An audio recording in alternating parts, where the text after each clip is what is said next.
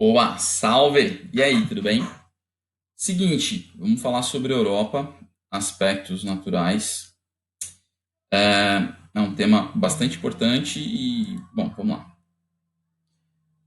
Quando a gente fala de Europa, aspectos naturais, a gente tem que lembrar algumas coisas. Então, a primeira coisa é que a Europa é um pedacinho de um continente muito maior, que seria o continente euroasiático. Então, se a gente fosse parar para pensar naquela divisão clássica, quando a gente pensa a respeito dos continentes, a diferença entre Europa e Ásia seria basicamente uma diferença cultural do que necessariamente uma diferença física, tá certo?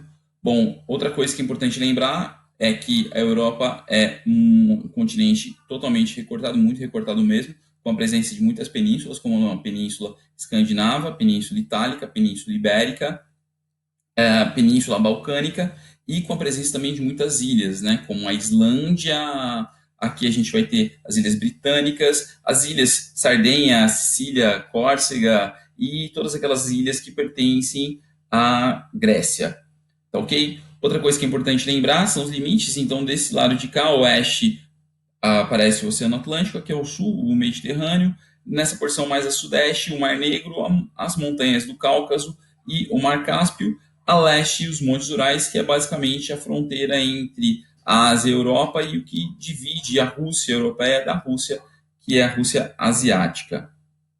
É, Passando aqui dá para a gente perceber essa diferençazinha, né, essa separação entre o que vem a ser a Europa, aqui a gente tem a Espanha, do lado de baixo a gente vai ter Marrocos.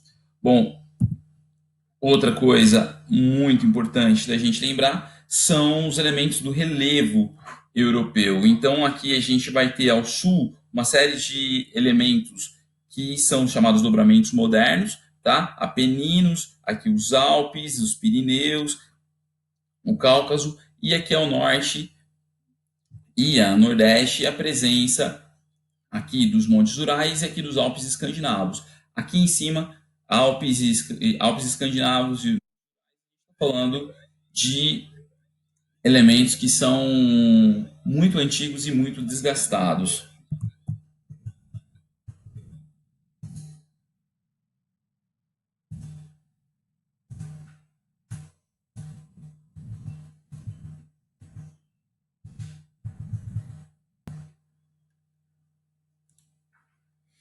Bom, aqui também a gente consegue ver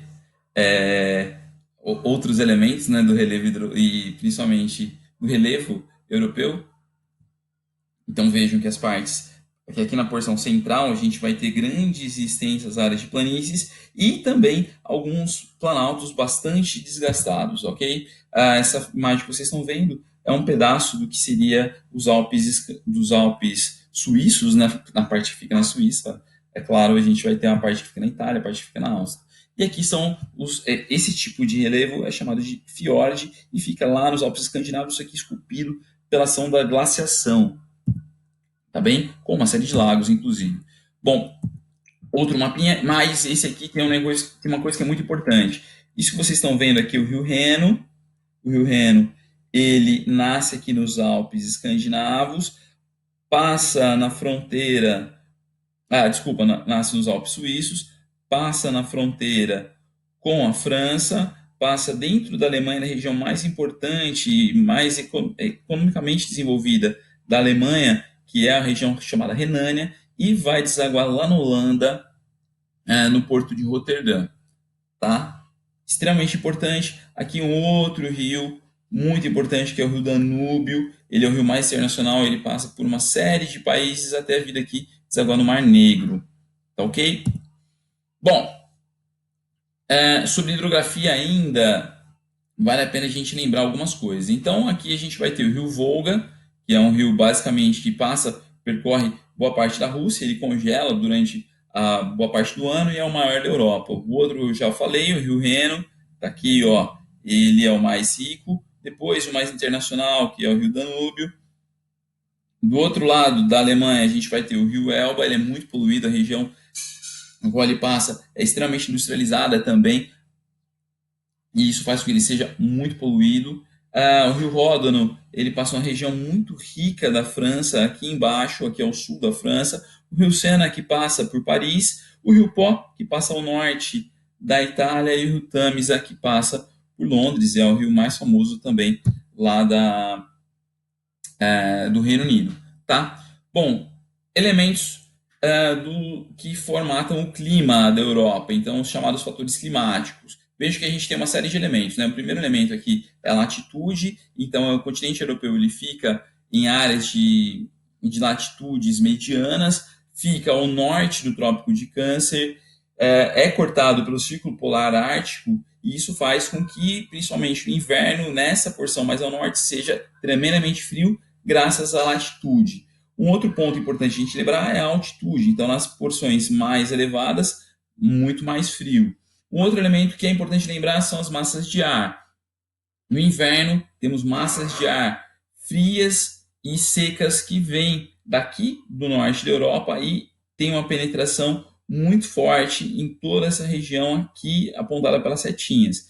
E durante o verão, temos massas de ar quente e secas vindas do deserto do Saara que vão atingir todo o sul aqui da Europa. Isso vai formatar o clima de um jeito extremamente interessante, tá? Além da corrente do Golfo. O que vai fazer a corrente do Golfo? A corrente do Golfo ela sai lá do Golfo do México, então é uma corrente muito quente, uma corrente quente, né?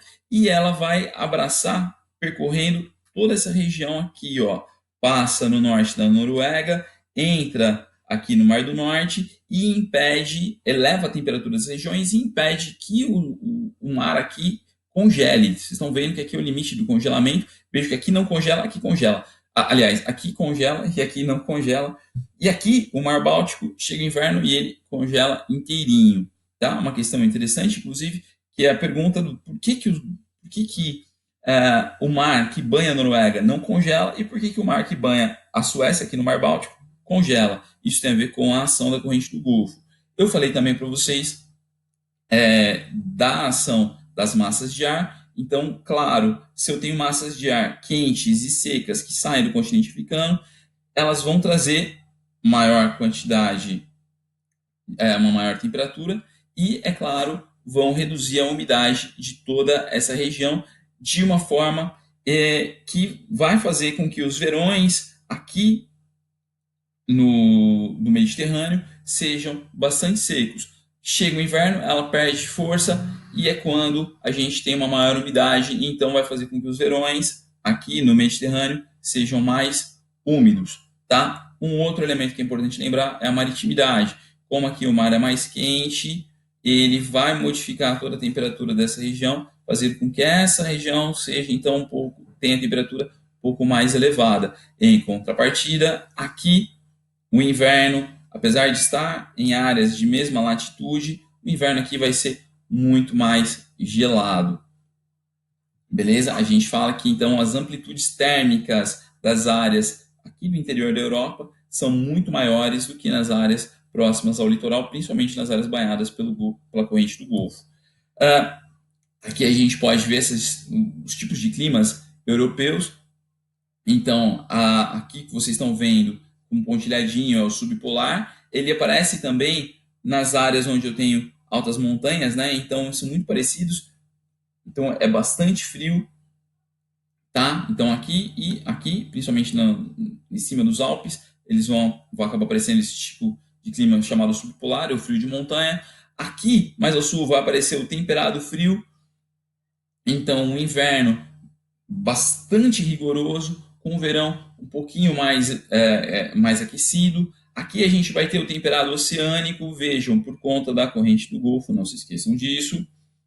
Na porção central, temperado continental, com uma amplitude térmica muito maior. E nessa porção mais ao sul, o temperado mediterrâneo, verão seco, inverno mais chuvoso. E nessa porção aqui vai aparecer um clima semiárido, temperado semiárido. Qual que é o temperado semiárido? Lembre-se que tem pouca umidade, tá? Então aqui a gente vê ele com coloridinho, bacaninha. E devemos lembrar que os climas são associados aos tipos de vegetação, tá? Então, aqui onde a gente vai ter climas frios, vai aparecer a tundra, tá? Climas frios e polar, vai aparecer a tundra. O que é tundra? Basicamente musgos e líquens, tá? É isso que aparece. Um pouco mais ao sul vai aparecer a floresta de coníferas, a chamada taiga, tá? Aqui nessa região, muito frio, é uma floresta bastante homogênea com basicamente pinheiros. Já nessa porção mais central, principalmente nessa região aqui que é um pouco mais úmida, vai aparecer a floresta chamada a floresta temperada, né, caducifólia, floresta de folhas caducas. E nessa porção aqui, vocês vão ver onde é um pouco mais úmido vão aparecer pradarias e onde é mais seco vão aparecer steppes, tá? E aqui no Mediterrâneo vão aparecer chamados maquis e garrigues. Que raio é maquis e garrigues? São plantinhas baixas, mais espinhentas, adaptadas a pouca umidade, ok? Vejam que aqui novamente um mapinha indicando essa vegetação europeia e mais um. E é claro, aqui a gente consegue enxergar quais seriam esses tipos de vegetação, né? Então vejam aqui as coníferas, olha só, aqui é o que a gente chama de maquis garrigues. Vejo que são umas plantas baixotinhas, né? Bastante espinhentas, muitos arbustos, basicamente, e isso aqui seria uma floresta temperada, ok? Bom, rapidão, só para acabar, algumas questões para vocês. Então, o formato do relevo de um determinado local tem diversas formas de interferência sobre a natureza e seu uso econômico. Dessa forma, no comportamento das águas da Europa, sua influência surge. Bom, pensa, a gente está falando do relevo de um determinado lugar, onde a gente vai ter uma influência sobre as águas lá da Europa, tá? Bom, vamos ver as alternativas. Nas áreas com dobramentos modernos, onde os rios têm elevado potencial hidrográfico, sim, a gente vai ter rios com grande potencial hidrográfico. Então ele fala que nas planícies do norte, onde encontramos rios mais profundos e rápidos, tem um problema nas planícies do norte. A gente vai ter rio que congela. Então, por exemplo, o rio Volga, ele congela. Então, somente no sul, onde os rios são lentos, navegáveis no sul, a gente tem áreas de dobramentos modernos. Então, os rios não são nem tão lentos, nem tão navegáveis. Tá? Então, em todo o continente escandinavo, onde só existem lagos glaciais, o comportamento das águas da Europa, sua influência sugere, bom, lá a gente vai ter muitos lagos.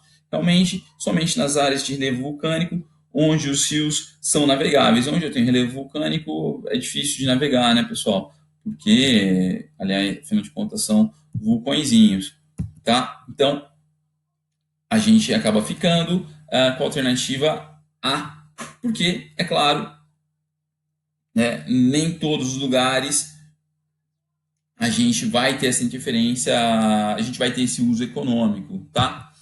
Bom, outra questão aqui, olha, em qual das rotas aéreas traçadas no mapa haverá a maior possibilidade de passageiros visualizarem o Canal da Mancha, a planície de Londres, o Rio Tâmisa e as águas dos mares do Norte e Cantábrico. Então tá, rota Madrid-Atenas. Na rota Madrid-Atenas, a gente passa aqui pelo Mediterrâneo, ele não está falando nada do Mediterrâneo. Se a gente pegar a rota Lisboa até Oslo, aí sim, ó, a gente vai passar aqui pelo Canal da Mancha, a gente vai passar por onde fica Londres, né? Então, a bacia de Londres, a gente vai passar pelo Rio Tâmisa, as águas do Mar do Norte estão aqui, do Mar Cantábrico, chegando até Oslo, então a alternativa aqui, A, B, logo de cara. E aí ele fala, numa outra questão, de modo geral, quanto mais elevada a latitude de um lugar, menor será a temperatura. No entanto, o litoral Atlântico da Escandinávia é exceção a essa regra. Enquanto os demais países situados a igual latitude possuem 25 ou 140 dias por ano de águas marítimas congeladas, no litoral da Noruega esse fato não ocorre. E por que não ocorre? Opa, deixa eu voltar. Por que não ocorre? Porque o litoral é banhado pela corrente marítima do Golfo, alternativa D. E a última, ele quer saber que elementos são esses. Então, em algumas partes da Europa encontramos pequenas regiões com clima semelhante ao subpolar, encontrado no norte do continente. Nessas áreas surge uma vegetação rarefeita ou até mesmo ausente, muito parecido com o que se encontra na parte setentrional. Setentrional é o norte do continente. Veja sua localização no mapa. Bom, então ele está indicando que aqui, onde a gente tem os Alpes, aqui a gente vai ter uma série de montanhas também, os Cárpatos, né, por exemplo. E aí ele está dizendo o seguinte: olha, o fato escrito e indicado no mapa se deve à ação da corrente do Golfo? Não, ele aquece, a corrente do Golfo aquece as águas aqui do Mar do Norte, aqui dos mares que banham o Reino Unido. Então, grande latitude que essas partes apresentam, não, a grande latitude está aqui em cima, tá? Elevada altitude nessas regiões onde encontra-se os Cárpatos, essa é muito boa. Ação única e exclusiva da massa polar ártica? Não. Conjugação de todos os fatores acima? Não. Aqui tem a ver com a altitude. Alternativa, portanto, a C e acabou. Obrigado, fiquem bem e tchau. E agora o que eu faço?